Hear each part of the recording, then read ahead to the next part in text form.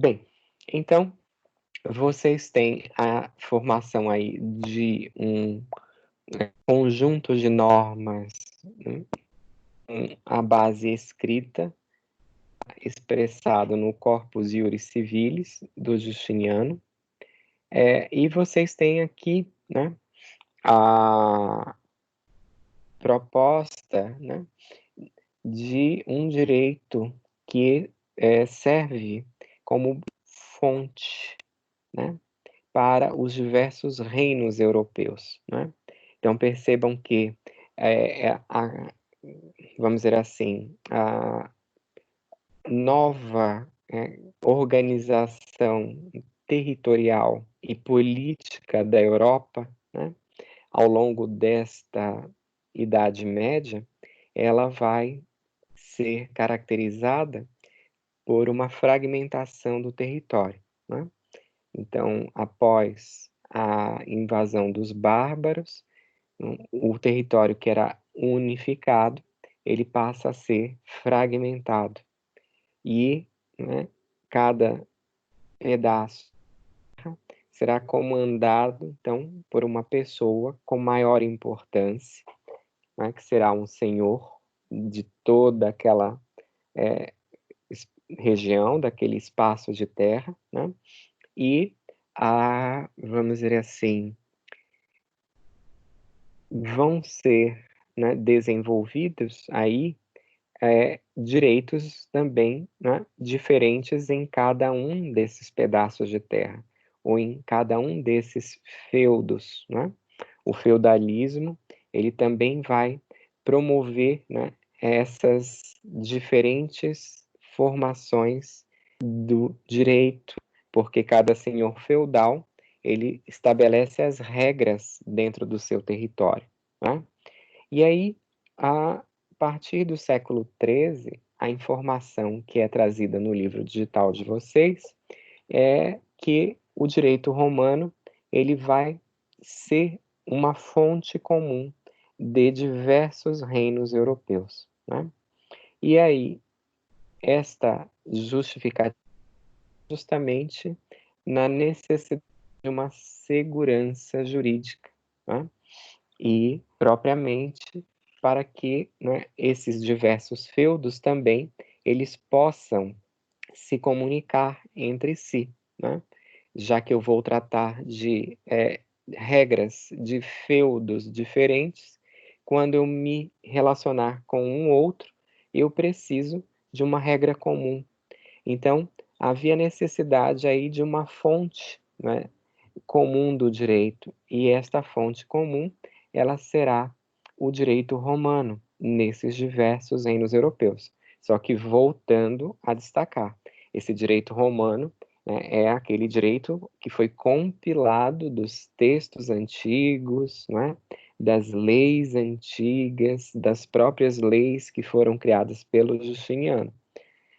E vocês vão ter aí uma, vamos dizer assim, utilização do direito romano como um direito que será válido, né, para vários territórios diferentes nesta Europa medieval, né?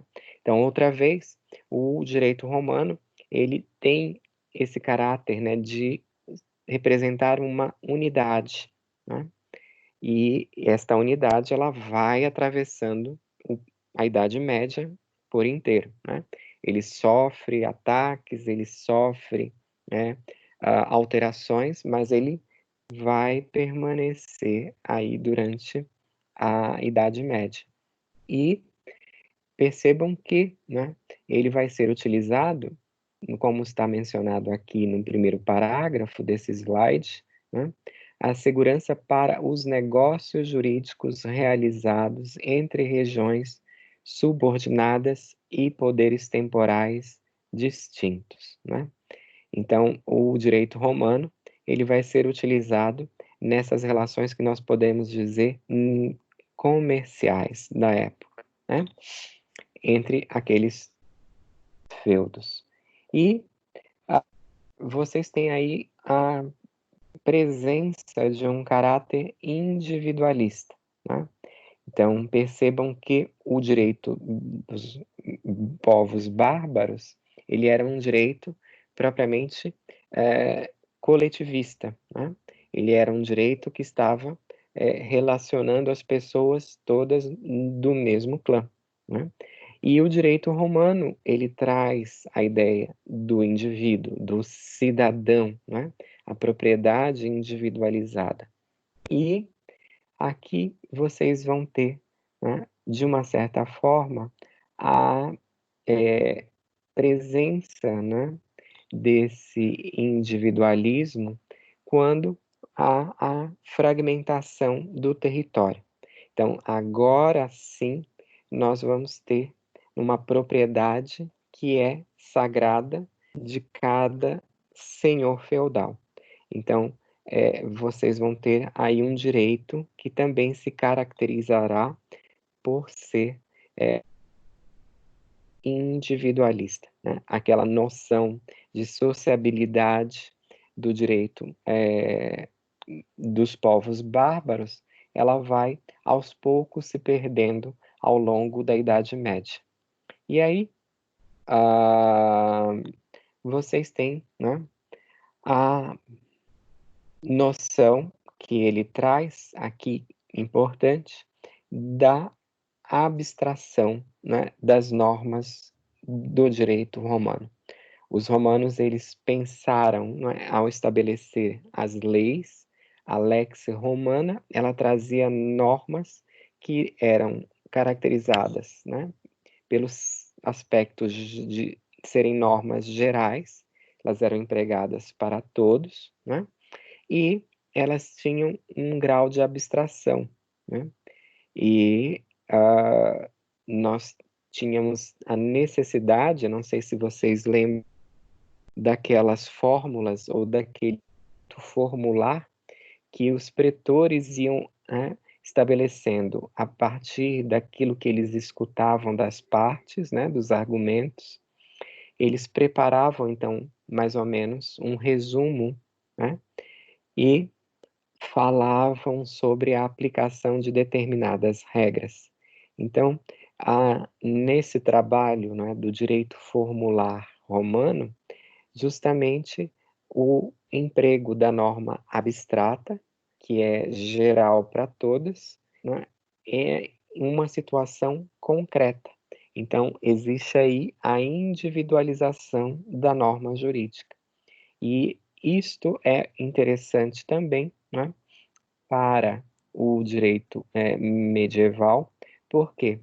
Porque as normas, né, de direito romano, elas podem ser empregadas, então, para um número, né, maior de pessoas e de uma forma, vamos dizer assim, única, porque elas são abstratas.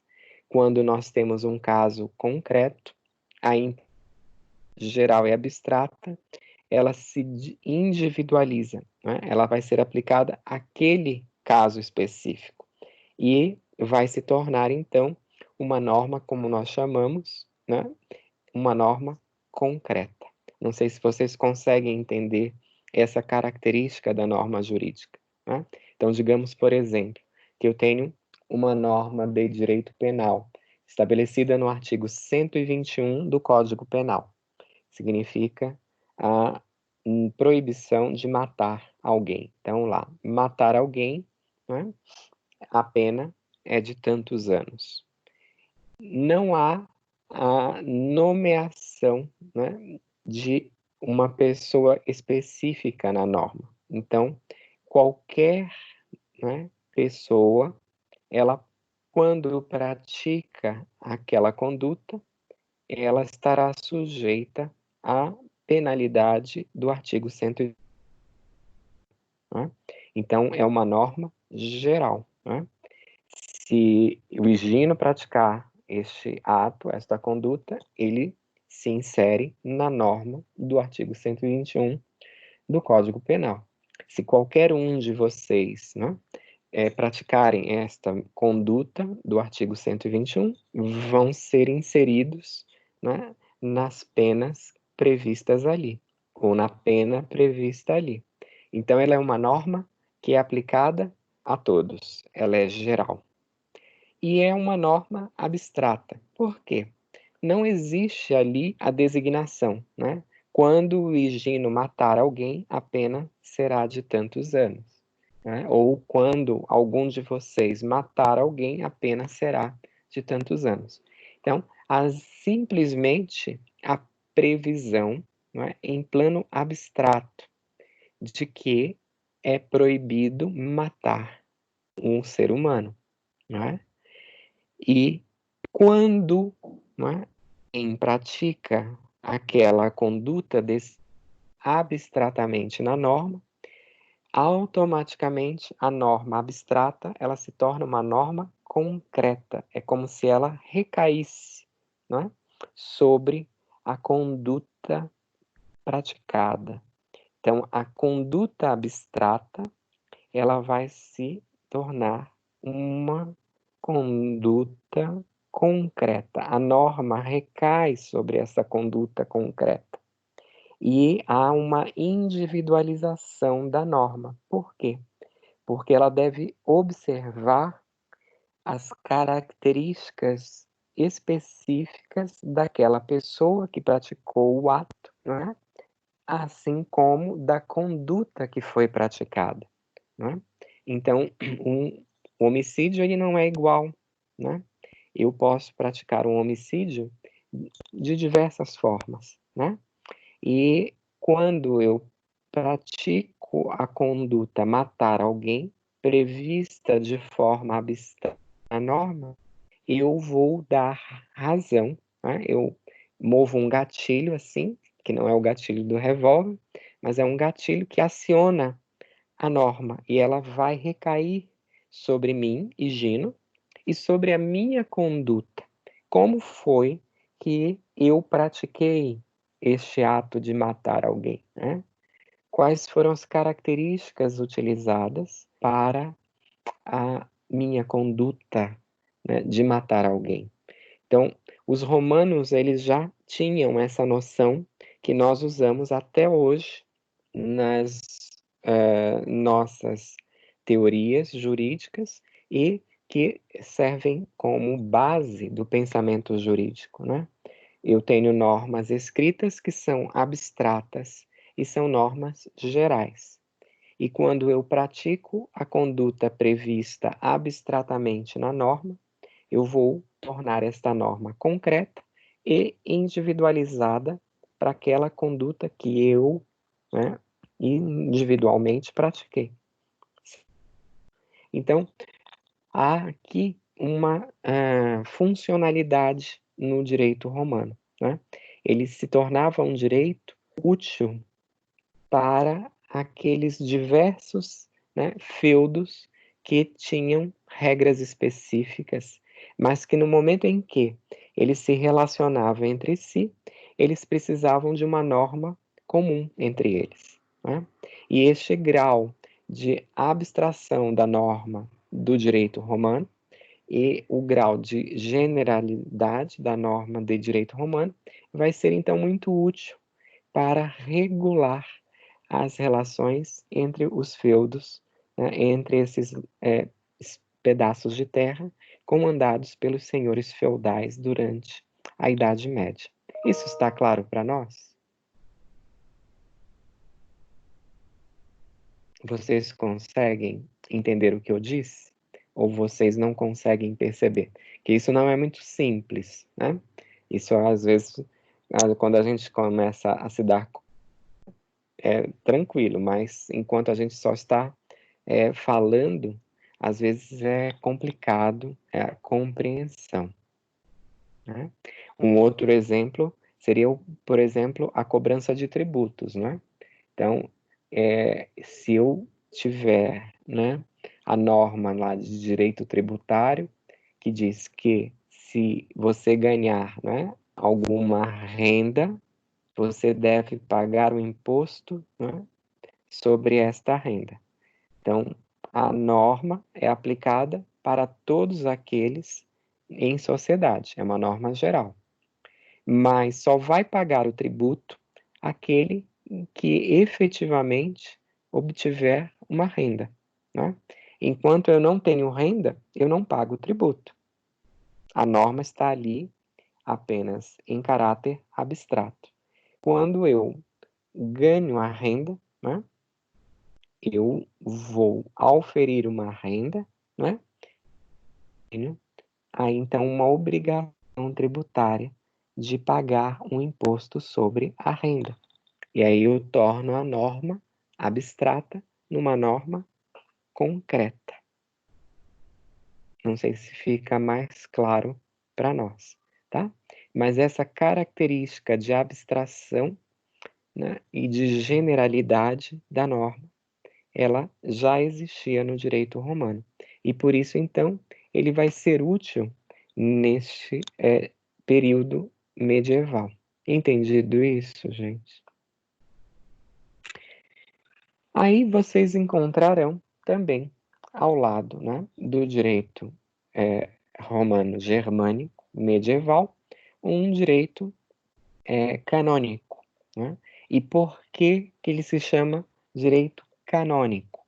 Cânone é um princípio. Né? Todas as vezes que eu ouvir falar em cânone, eu tenho que lembrar que eu estou me referindo a um princípio. São cânones da igreja. Né? Então, é um direito que está baseado nos cânones da Igreja Católica. Né? E, portanto, se chama direito canônico. E vocês têm aqui, né, vamos dizer assim, autorização, né, que é dada também pelo imperador Constantino, né, para a igreja, né, ela ter alguns poderes, né, e poderes, inclusive, para julgar os adeptos do cristianismo, né? E é claro, se, né, ela tem poderes para julgar, ela tem poderes para aplicar as normas. E essas normas, é claro, serão as normas baseadas nos princípios ou nos cânones da própria igreja. Daí, então, que ela vai ter autorização para criar um direito que é chamado, denominado canônico, não é? E a Igreja Católica, ela, ao contrário, não é, dos nobres, dos líderes, né, desses clãs que vão ser transformados nos senhores e donos, né, de cada um dos feudos, a Igreja Católica, ela consegue se manter unificada. Né? Então, durante esses 10 séculos que nós temos da Idade Média, a Igreja Católica ela vai deter um poder considerável. Por quê? Porque ela será a única instituição unificada, não é, naquele espaço geográfico. Então, ela terá, não é, enquanto os senhores feudais entram em disputas, né, entre si e em guerras para, né, disputar quem seria o líder ali, e essas guerras muitas vezes elas eram motivadas, né, ou elas eram provocadas ou incentivadas pela Igreja Católica também, porque ela conseguia manipular melhor, né, aqueles senhores feudais, e ao final de conta, né, eles iriam até o Papa, e o Papa é que iria decidir, né, como um grande árbitro, quem era o vencedor da disputa. Né? Então, a igreja ela passa a deter um poder considerável, né, durante todo esse período. E a igreja ela também, né, vai trazer dos romanos a estrutura administrativa. Né? Toda a organização da igreja católica, e percebam a própria denominação dela, ela é a Igreja Católica Apostólica Romana. Né? Ou seja, traz as suas características administrativas do direito romano antigo, né? Então, a própria divisão, né, que a igreja tem, né, das paróquias, das prelazias, né, dos arcebispados, né, e da centralização do comando na figura do Papa em Roma, isso é uma ordem que é estabelecida ainda pelos romanos. E a Igreja Católica, ela adota a mesma organização, né? Então, vocês têm aí, né, uma instituição, né, que se mantém firme, ela se mantém unificada e ela se mantém organizada. E, ao lado dela, vocês têm a presença dos feudos, né, vários feudos, e sistemas jurídicos individualizados, que utilizavam o direito romano, né, para se relacionarem. Então, percebam que a Idade Média, ela vai ter aí essa, vamos dizer assim, mistura, né, entre um direito, né, de origem romano-germânica, mas também uma grande participação ou grande influência de um direito canônico ou um direito da Igreja Católica, né? E percebam que a Igreja Católica, aos poucos, ela cria também instituições que favorecem a ela mesma na manutenção desse poder. Como?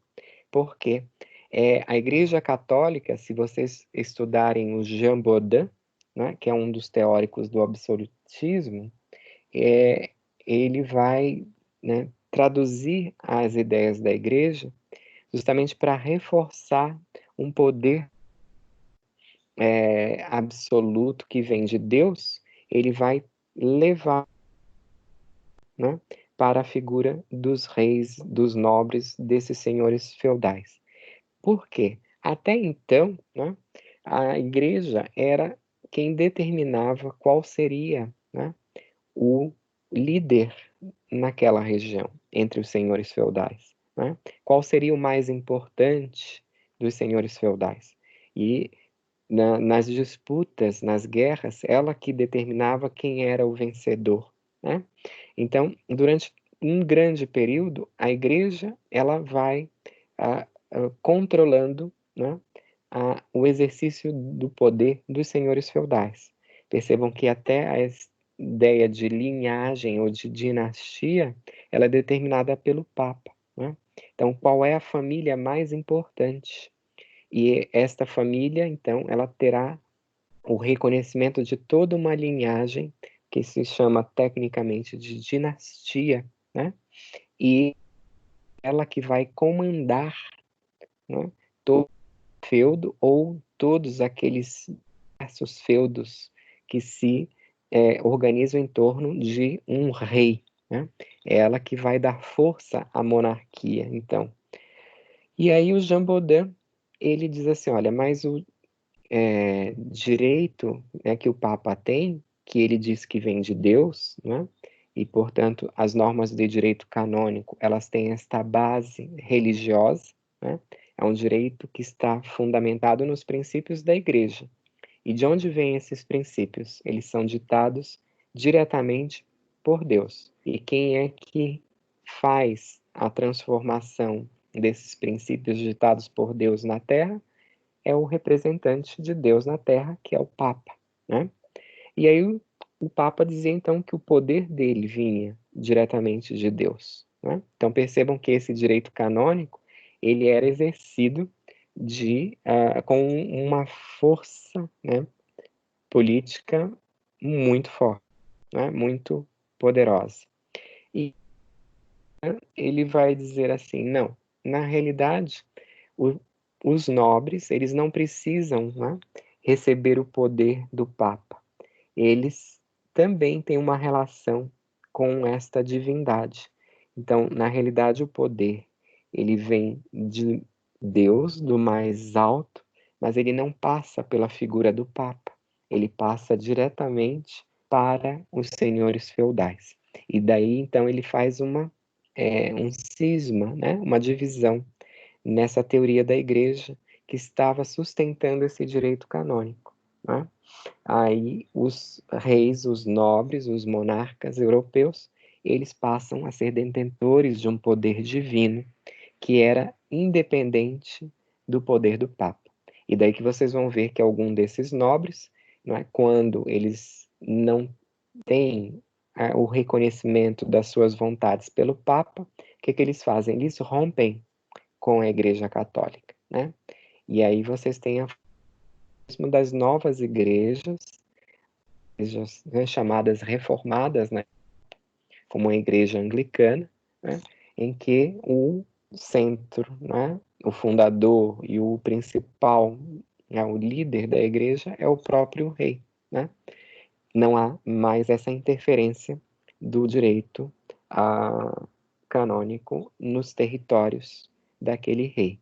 Mas percebam que, né, havia aí uma miscelânea de sistemas jurídicos ainda em vigor na Europa medieval.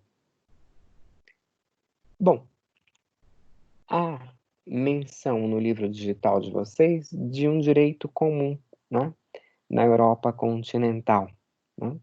Houve um pluralismo jurídico formado na Baixa e Alta Idade Média, né, que deu origem a sistemas normativos complexos, né, mas de alguma forma, né, há alguns elementos, né, união desses complexos sistemas jurídicos, né? E aí vocês têm a predominância durante a Alta Idade Média, ou seja, né, do século V até propriamente ao século X, século XI, né? Vocês têm a preponderância de uma legislação bárbaro-romana, né? E depois vocês vão ter aí, né, alguma influência a partir, como ele fala aqui, do século XII, né, com a criação das universidades e a rearticulação do comércio, a redescoberta do direito romano, né? Então, os escolos, né, os representantes, né, das escolas e que eram os primeiros preceptores ou professores das universidades, eles vão resgatar, né, o direito romano para ensinar o direito nas universidades, né? Então, percebam que, e principalmente se vocês forem observar, essas universidades ela mantêm o ensino do latim, né? Por quê? Porque era necessário conhecer o latim para estudar o direito, né? E aí vocês têm, inclusive, na Universidade de Coimbra, uma das fachadas de um dos prédios da universidade se chama de Porta Latina, né? Por quê? A partir daquele marco para dentro da faculdade de Direito, só se falava em latim, né? Era obrigatório conhecer o latim, né?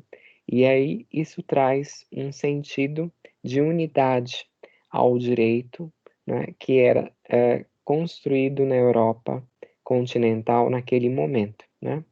E para, né, que estudasse o direito, né, tanto os estudantes precisavam estudar o direito romano, né, como os professores eram obrigados a ensinar o direito romano, né? E isso vai aí, né, a, até propriamente, né, a Revolução Francesa.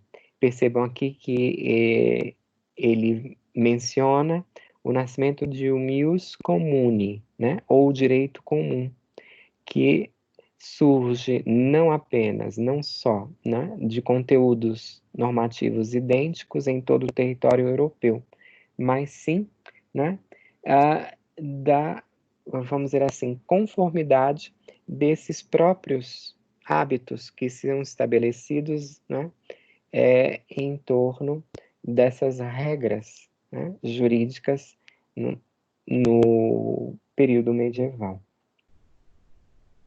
E aí, vocês têm, né, a menção outra vez, né, aqui ao direito canônico medieval, isso nós já falamos, né, o direito canônico medieval, ele tem como fonte, né, os decretos dos concílios. Os concílios eram as reuniões, né, as constituições e estatutos aprovados e os decretos do Papa, do Pontífice, né? Eu acho que eu cometi um erro que eu coloquei um slide do direito esse comum da Europa continental, era depois desse direito medieval, na hora de arrumar, eu coloquei no lugar errado. Então, por favor, arrumem, tá? Porque é o direito medieval 1 e o direito medieval 2. E o direito comum na Europa, ele vem por último. Tá bom? Vocês têm alguma questão a esse respeito que vocês queiram esclarecer?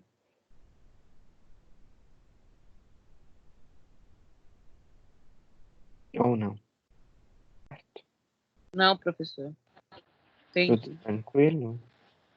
Então, vou dar mais uma lida novamente. Tá. Sempre está lendo, né, professor? Para poder ir pegando. Eu fiz uma alteração na ordem do livro digital, tá?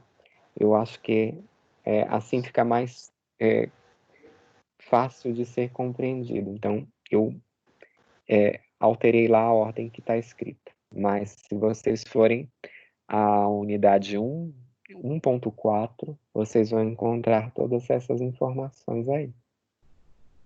Lá ele fala sobre o direito ibérico e direito medieval e continental europeu, tá? No direito ibérico, a gente vai ver quando a gente começar a ver as raízes do direito brasileiro. Aí vai ser na unidade 4.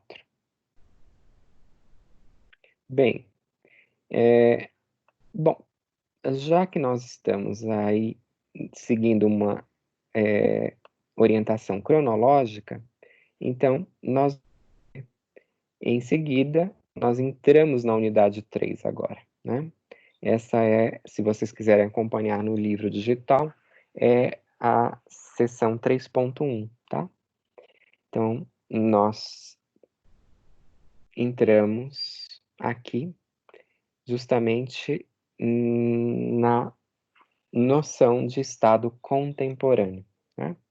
Nós vamos ter aí, né, a formação de um estado moderno a partir, né, de algumas alterações que são provocadas pelo desenvolvimento do próprio comércio na Europa, né? E aí vocês têm menções diferentes entre os historiadores. Vocês vão perceber que alguns colocam, né, que o Estado moderno ele se desenvolve a partir ainda de relações comerciais do século XIII, né? E de uma formação de uma mentalidade pré-capitalista na Europa, né? E depois eles, vamos dizer assim, se efetivam com a formação, né, das relações coloniais, né, e metropolitanas, e aí você já tem propriamente no século XV, né, e XVI, né, alguns estados europeus que se lançam, né, também ao mercantilismo, e esses estados são considerados já estados modernos, e esses estados entrarão em colapso justamente com as revoluções burguesas, né, chamadas aí revoluções burguesas, do final do século XVII e início do século XVIII. E o que nós vamos encontrar, então, nesse período, né? Nós vamos encontrar, por exemplo, durante todo o século XVII, uma série de revoluções, né? Na Inglaterra, no território em que nós hoje conhecemos como Inglaterra, né? Que vão tentar limitar o poder dos senhores feudais, né? Dos nobres, dos reis, né? Na Inglaterra, né? Percebam que a Inglaterra, ela promove essas primeiras revoluções, por quê? Porque lá é que começam também a ser produzidas as primeiras, né, consequências, os primeiros, né, gestos da Revolução Industrial, né? Nós vamos encontrar aí um ambiente político muito propício a essas revoluções. Por quê? Porque existe aí o primeiro passo na Revolução Industrial. Então, a Revolução Industrial, ela se inicia propriamente, né, com o fenômeno de cercamento dos campos, seja, né, a propriedade na Inglaterra, a propriedade da terra, ela passa a ser uma propriedade privada, né, e, portanto, né, aqueles feudos todos, né, eles não vão ser mais coletivos, né? Eles, entre os servos que poderiam cultivar as terras livremente, né, estando no território do seu senhor feudal, eles vão ter aí um cercamento, né, dentro desses vários feudos. E cada pessoa, então, poderá se apropriar, né, desse pedaço de terra. E essas terras, elas vão se tornar muito produtivas, né?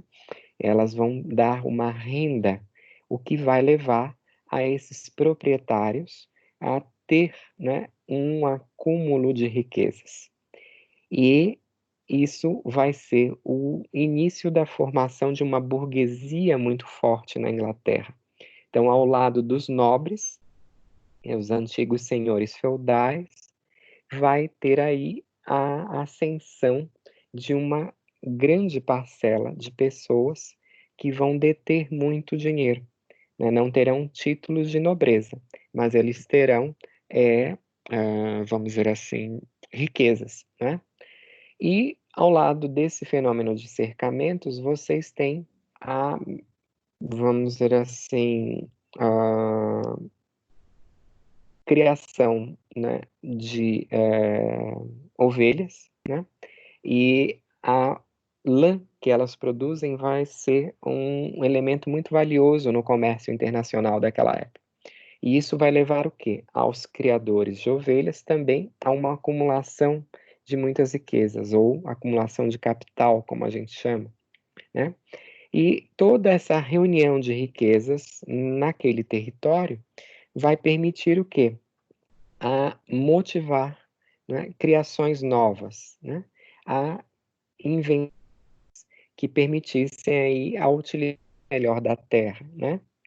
A utilização melhor desta lã que é coletada, né, das ovelhas. E aí vocês têm, então, a mecanização, né?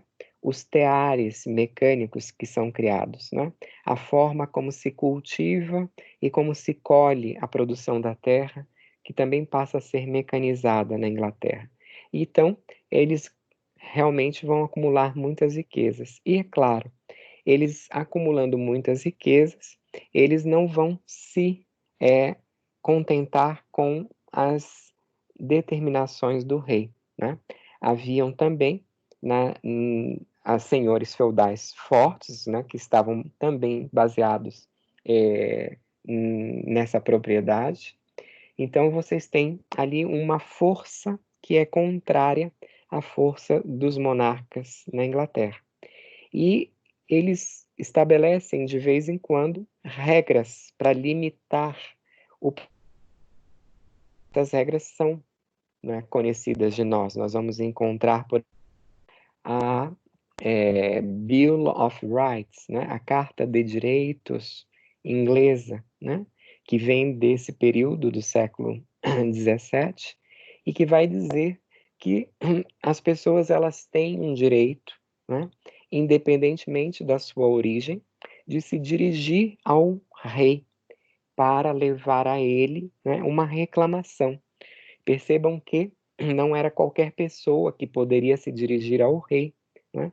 E quando houvesse então um conflito, normalmente, se você não tivesse um poder, você teria que se contentar com o abuso de poder. E os ingleses, eles então dizem: olha, as pessoas, não importa qual seja a sua origem, elas têm o direito, né, de se dirigir ao rei. E como era ele que determinava, né, o direito, então ele poderia analisar a questão de qualquer pessoa que estivesse como súdito dele. E não seria presa, né, por simplesmente ter se dirigido ao rei, né? E aí há também, neste momento, a criação de uma outra regra muito importante que nós utilizamos até hoje, que é o Bill of Habeas Corpus, né? Eu não vou ser preso injustamente. Para ser levado, né, à prisão, e antes eu preciso, né, ser julgado, né?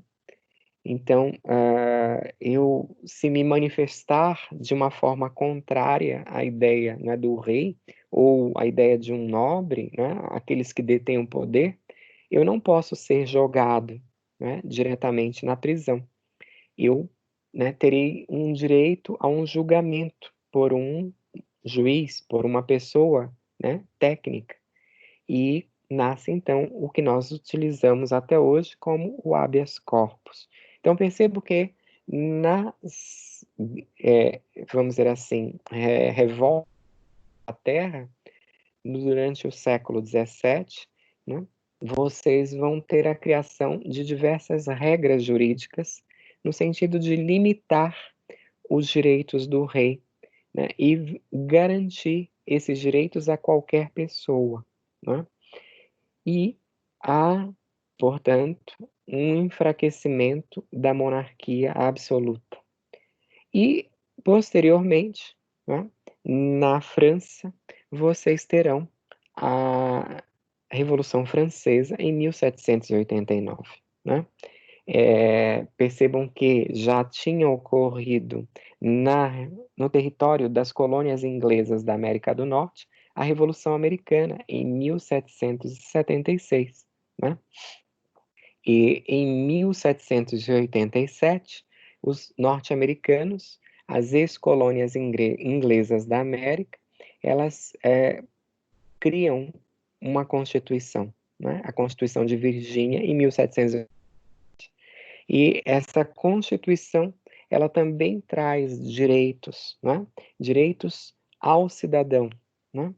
E a Revolução Francesa, em 1789, ela vai ter um documento inicial, que é a Declaração de Direitos do Homem e do Cidadão, de 1789. E ela traz, né, nesta declaração, ela traz direitos também que são reconhecidos ao cidadão, né? Mesmo que ele não tenha nenhum título de nobreza, ele terá direitos que são chamados direitos naturais, né? Então, todo homem nasce livre e igual. É isso que declara a Declaração dos Direitos do Homem e do Cidadão, e deve permanecer livre e igual durante toda a sua existência, né? E isso significa um ato de muita importância na época, né? Porque você vai ter aí a de toda uma organização jurídica, né, até então em vigor, né, que não permitia com que uma pessoa que não tivesse uma origem nobre, ela tivesse algum direito reconhecido, né? Somente aqueles que detinham aí um direito, né, de nobreza pelo nascimento é que tinham direitos. E o restante das pessoas, ele estava sempre, né, sendo ofendido, agredido, né, em seus direitos. E a Declaração dos Direitos do Homem e do Cidadão, então, na França, em 1789, ela vai acrescer, né, direitos que já tinham sido criados na Inglaterra no século XVII, por meio das revoluções inglesas, e na Revolução Norte-Americana de 1776, reconhecidos na Constituição de Virgínia de 1787, e reforçados pela Declaração do Homem e do Cidadão de 1789 na França, que depois darão base para a Constituição Francesa de 1791. Então, percebam que há aí, né, nesse período entre o século XVII e o século XVIII, uma alteração em toda a estrutura política, né, que nós conhecemos, e nesse organismo que nós conhecemos como Estado, né, ele vai ser transformado, né? De uma certa forma, se limita o poder do rei, e no caso dos Estados Unidos e da França, né, nós vamos ter a criação de uma forma diferente de governar, que é a república, né?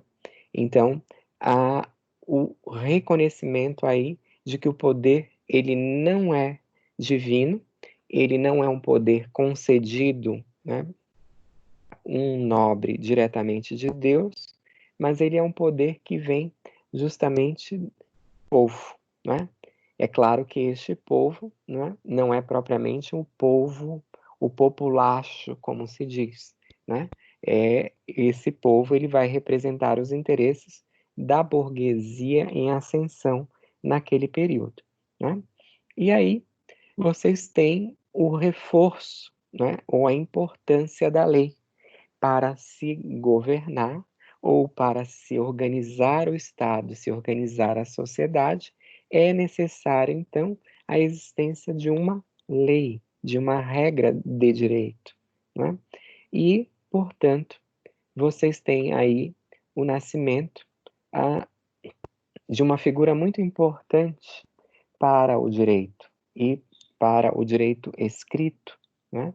Assim como para o direito brasileiro, porque nós vamos ter influência, né, deste senhor que se chama Napoleão Bonaparte. E o Napoleão, ele vai ser um francês, né, que vai se encarregar do poder logo após a Revolução Francesa na França. Então, quando há a queda da monarquia absoluta na França, em 1789, né, os franceses, eles vão tentar organizar uma espécie de governo provisório, e esse governo provisório, ele não deve ser conferido a uma só pessoa, né, porque eles tinham medo de que voltasse o período, né, absolutista, que voltasse, né, a concentração de poder numa pessoa é perigosa, né? Que essa pessoa pode agir outra vez de uma forma despótica e impor a sua vontade à sociedade. E eles então criam um consulado, né? E o consulado, né, ele era formado ali por vários, né, cônsules. E vocês já pensam, né, que nós estamos voltando lá àquela ideia de consulado da antiguidade romana. O consulado, ele era formado por 2 cônsules, nós vimos. Então, os franceses pós-revolucionários, eles trazem a ideia de um consulado, né? E eles estabelecem, então, um governo formado por várias pessoas, por um diretório, que era composto, então, por vários diretores, ou cônsules, ou vários dirigentes. E isso impediria, então, que vamos dizer assim, tomasse o poder para si. Porém, o Napoleão, né, ele, por ser um hábil militar e político, claro, ele consegue destaque nas suas batalhas, né? Destaque na organização desta França pós-revolucionária, e ele, em determinado momento, aproveita desse destaque que ele tem e toma o poder, né? Ele se torna, então, um dos cônsules mais importantes e ele acaba, né, tomando o poder. Ele dá, vamos dizer assim, um golpe de Estado, esse imperador. E o que ele determina que, outra vez, né, como nós vimos na época de Justiniano, as regras, né, existentes na França, elas sejam unificadas num código, né? Ele determina, então, a organização das regras jurídicas no território francês.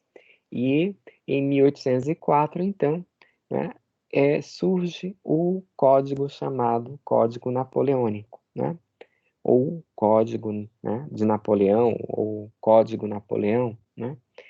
E isso vai ser entendido como uma grande contribuição para o direito, né? Vocês têm a organização de todas as regras, né, existentes na França, e as regras, elas normalmente estão dadas para as relações privadas, porque nós temos aí, né, a ascensão da burguesia, e é interessante, então, que para a burguesia, né, que sustentava Napoleão, que se organizem as relações de caráter privado. E percebam aqui que o livro digital de vocês fala sobre a existência ainda de regras, né, costumeiras ao norte da França, né, e quanto que o sul estava fundamentado num direito romano. Então era necessário uniformizar as regras que existiam na França naquela época. E Napoleão então determina que seja feita uma codificação, né? Assim como foi feita por Justiniano, nós vamos ter a criação de um Código Civil na França. E o Código Civil francês, ele vai dar margem, né, a todas as legislações da época, né? A criação das novas regras jurídicas da época, né? A França se torna um país importante depois da Revolução, né, hegemônico, e ela, vamos dizer assim, vai ditar as diretrizes, né, do direito. Então, percebam até que, para o estudo do direito, né, durante esse período, é muito importante que se conheça o Código Civil ou o direito civil. Para ser um jurista, né, até as guerras do século XX, do início do século XX, para ser um bom jurista, eu teria que dominar o direito civil, né? Então, a legislação mais importante de um ordenamento jurídico era o Código Civil, né? E todos deveriam conhecer as regras do Código Civil, né? E esse Código Civil, ele vai se fundamentar em algumas ideias, né? Vejam também que o livro digital de vocês, ele traz noções lá no Código Civil, no livro digital de vocês, né? Quais são as fontes do Código Napoleônico? A primeira, né, é aqui a questão do individualismo, né? Então, a noção, né, de que o homem nasce com direitos que são inerentes à sua natureza, né? Eles são, portanto, direitos relativos à individualidade, ao indivíduo, né? Ao ser humano. E eles, portanto, não podem ser desrespeitados. Eles não podem ser retirados, porque eles são inerentes à própria natureza humana.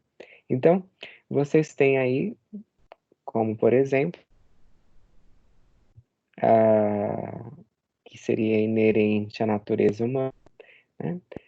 O direito à vida, né? E atrelado a esse direito à vida, vocês têm uma série de direitos, como por exemplo, né?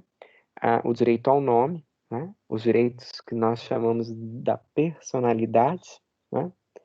O direito da propriedade, né? Porque para eu viver, eu preciso, né, estabelecer aí uma produção e um meio de oferir uma renda, né? Então eu preciso da propriedade, ela está ligada a um direito, né, da pessoa ou do indivíduo, e a valorização, portanto, da propriedade privada, né, no Código Napoleônico. E, consequentemente, vocês têm um direito ao domicílio, né? Então, há o direito ao nome, o direito à vida, o direito ao domicílio, o direito à propriedade, são direitos que serão reconhecidos como inerentes à natureza humana. E eles são, portanto, intocáveis, né? E assim também o direito de transmitir esta propriedade, né? Os direitos relacionados a sucessões, eles são direitos que são preservados no Código Napoleônico de 1804. Percebam que existe uma outra fonte, né, de direitos no Código Napoleônico. A segunda era relacionada a outra fonte, era uma fonte política. Enaltece a democracia como a expressão ou a exaltação da vontade de todos, né? Agora, não esqueçam que esta noção de democracia que é trazida no Código Napoleônico, ela enaltece a vontade de todos, mas ela ainda é muito deturpada por aquelas noções que foram criadas, né, anteriormente, exatamente estava previsto, né, como fonte do Código Napoleônico. Quando nós temos essa vontade de todos, nós vamos ter que buscar um pouco da ideia ali do Rousseau, né? Que vem um pouquinho antes, e o Rousseau é que fala sobre a vontade da maioria, né? E aí que está a grande discussão, porque quem é a maioria, né? Quem são esses todos, né? O Rousseau diz que as democracias, elas não poderiam mais, né, ser estabelecidas como na Grécia Antiga, em que as pessoas iam para a praça pública e levantavam um dedo para decidir, né, nominalmente ali as questões da polis, né? Mas as democracias, elas eram reconhecidas aí pela manifestação da vontade da maioria das pessoas. E aí que essa vai ser deturpada, se traz, né, neste a ideia de que as normas elas são fruto da decisão da maioria, né? E aí vocês têm a terceira fonte, né, do direito. Nós estamos submetidos à força da lei, né? Nada pode fugir à regulamentação da lei. Então, o Código Napoleônico, ele traz a importância da lei, né? A importância do direito romano, outra vez, para o mundo do direito, né? Então, a necessidade de se organizar essas leis num código, né, já demonstra isso. Existem, assim, regras, regras, regras, regras, regras. Isso é uma característica que nós vamos encontrar no Código Civil brasileiro também, que sofre a influência do Código Civil francês em 1916, né? Todas as relações sociais, né, as relações entre as pessoas, elas têm que estar baseadas na lei, né? Eu tenho que, então, encontrar uma regra e adequar esta regra às relações que são estabelecidas na sociedade, né? Então, eu preciso aqui, né, estabelecer também uma racionalidade na interpretação dessas leis, né? Eu tenho métodos de interpretação, né? E eu preciso, vamos dizer assim, entender que essas leis, elas estão regulamentando relações num período de tempo e num espaço territorial próprio, né? Então, eu vou ter aí critérios de espacialidade, né? E intertemporalidade das regras jurídicas, né? Eu terei regras que se prorrogam, como se diz no tempo, elas se prorrogam nos territórios, né? Eu posso empregar algumas regras fora do meu próprio território, né? Assim como eu vou permitir com que regras estrangeiras elas sejam cumpridas ou não dentro do meu território, né? Então, essas são as fontes que vão dar a base, né, do Código Napoleônico, certo? E por quê, né, nós vamos ter isso? O Napoleão, ele vai influenciar aí o Código, né, de 16, principalmente, né, o de 2002, mas principalmente o de 16, porque o de 2002 ele é baseado no Código Italiano de 42, né, no Código Civil Italiano de 42. Mas o que é importante é que nós vamos reconhecer outra vez a influência do positivismo no direito, agora propriamente no positivismo jurídico. Nós estamos falando na metodologia, né? São as ciências. E percebam que aquele positivismo que é desenvolvido pelo Augusto Comte, ele também vai ser o elemento norteador da criação desse Código Napoleônico em 1804. Né? Era preciso, então, se organizar a sociedade. E quem organiza essa sociedade? É o Estado. Né? Como é que o Estado organiza a sociedade? Ele organiza a sociedade através das leis. Então, nós vamos ter aí um encadeamento, né, de todas essas ideias, de todos esses institutos para a formação agora de um direito diferente, né, que é fruto dessas revoluções do século XVII, do século XVIII, e que vão inaugurar um direito diferente no século XIX, né, que vai encontrar um desenvolvimento, né, nos códigos civis, que aí por todas as nações civilizadas, né, e esse período ele vai, né, se desenrolar até as guerras mundiais, né?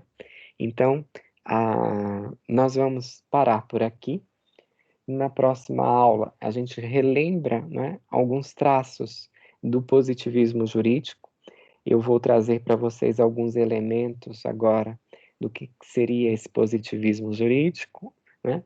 E depois nós vamos estudar um pouco do naturalismo jurídico, né? Então eu peço a vocês que realmente não faltem nas nossas próximas 2 aulas, pelo menos, porque elas são extremamente importantes para o pensamento jurídico, tá bem?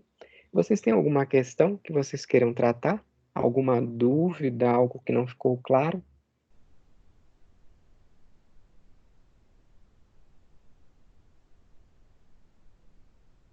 Vocês estão vivos aí do outro lado, Sim, professor, tranquilo. tá? Tudinho, tudinho.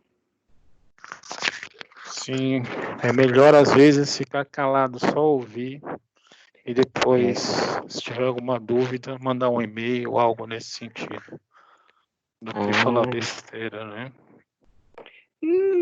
Mas a gente nem sabe o que a gente vai estar falando, se é besteira ou não, né? Não, eu pego por mim. Ninguém Eu pego por mim. imagina que seja Mas de besteira, não é. repente, de repente, não estou falando dos outros, de repente por mim, porque às vezes, por mais que não seja besteira para os outros, mas eu tenho uma coisa comigo que é assim, que eu pergunto, pô, mas isso aqui você perguntou isso? Você sabia que era isso? Então eu prefiro estudar, ver, não, e realmente essa é a minha dúvida. Aí eu vou e pergunto, para não ter problema, entendeu? Até mesmo para não sair do foco que os colegas estão na linha de pensamento, né? Para que talvez eu faça uma pergunta que totalmente não tenha nada a ver. Aí, então, que eu falo que é uma besteira da minha parte, entendeu? Não, é por isso. Por isso que eu escuto bastante. Mas parabéns pela aula, muito obrigado. E vamos para frente, vamos fazer com que tenhamos mais e mais entendimentos como esse. Muito obrigado, professor. Ok. Então, alguém mais tem algo a dizer ou quer colocar alguma coisa?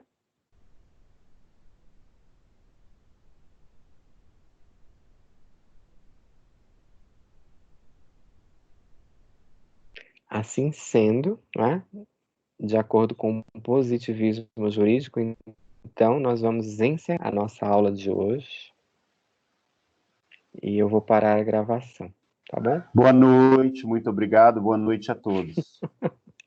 Tchau, Eduardo, até mais. Boa noite, professor.